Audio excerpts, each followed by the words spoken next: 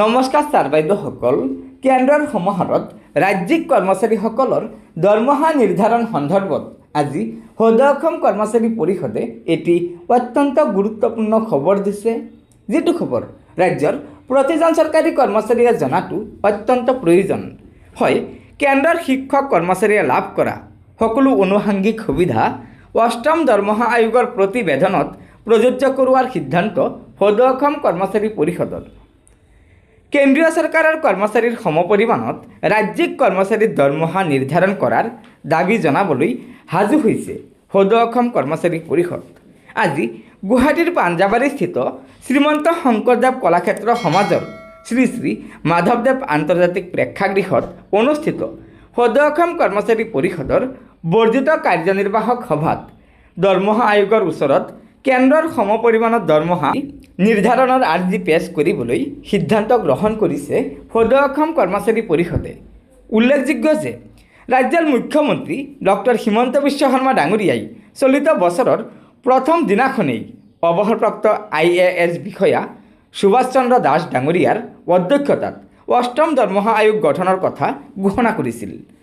মুখ্যমন্ত্ৰীৰ ঘোষণাৰ পাছত যোৱা 23 ফেব্ৰুৱাৰীত মুঠ 8জনীয়া দৰমহা আয়োগ গঠনৰ আনুষ্ঠানিক জাননী বিত্ত বিভাগে জাৰি কৰিছে।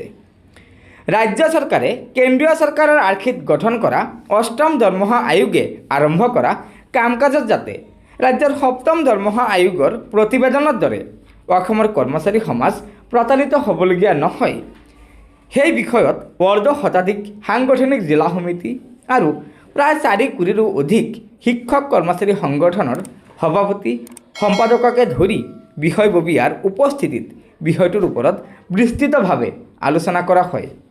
সভাত কেন্দ্ৰীয় চৰকাৰৰ সমপৰিমাণত 2026 চনৰ 1 জানুৱাৰীৰ পৰা কাৰ্যকৰী হোৱাকৈ অষ্টম দৰমহা আয়োগৰ প্ৰতিবেদন দাখিল কৰাৰ আহ্বান জনোৱা হয়।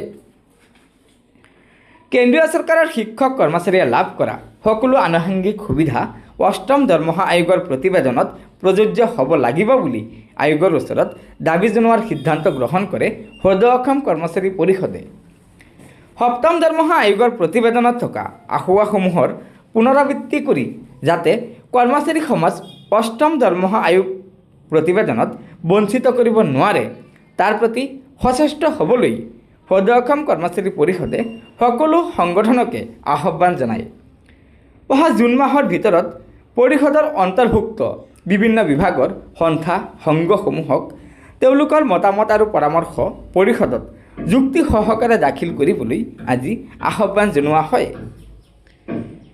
আজিৰ সভাই অষ্টম দৰমহা আয়োগ সন্দৰ্ভত প্ৰয়োজন সাপেক্ষে বিভিন্ন অভিজ্ঞ আৰু বিশেষজ্ঞৰ লগত আলোচনা কৰি পৰামৰ্শ গ্ৰহণৰ পূৰ্ণ কৰ্তৃত্ব প্ৰদান কৰে পৰিষদৰ সভাপতি আৰু সম্পাদক প্ৰধানে। হয় ছাৰ বাইদেউসকল, যিহেতু অসম চৰকাৰে ৰাজ্য চৰকাৰী কৰ্মচাৰীসকলৰ বাবে এই অষ্টম দৰমহা আয়োগ গঠন কৰি দিছে আৰু এই অষ্টম দৰমহা আয়োগত যাতে ৰাজ্যিক কৰ্মচাৰীসকল প্ৰতাৰিত নহয়, অৰ্থাৎ কেন্দ্ৰীয় চৰকাৰৰ সমাহাৰত দৰমহা লাভৰ পৰা বঞ্চিত নহয়, তাৰ বাবে সদৌ অসম কৰ্মচাৰী পৰিষদে এই বিষয়টো সন্দৰ্ভত অসম চৰকাৰক আৰ্জি পেছ কৰিবলৈ সিদ্ধান্ত গ্ৰহণ কৰিছে। গতিকে ছাৰ বাইদেউসকল, লগৰ বন্ধুবৰ্গক ভিডিঅ'টো শ্বেয়াৰ কৰি আজিৰ এই গুৰুত্বপূৰ্ণ খবৰটো জনাই দিব আৰু নতুনকৈ অহা ছাৰ বাইদেউসকলে অনুগ্ৰহ কৰি আমাৰ এই চেনেলটো ছাবস্ক্ৰাইব কৰি ল'ব। ধন্যবাদ। জয় আই অসম।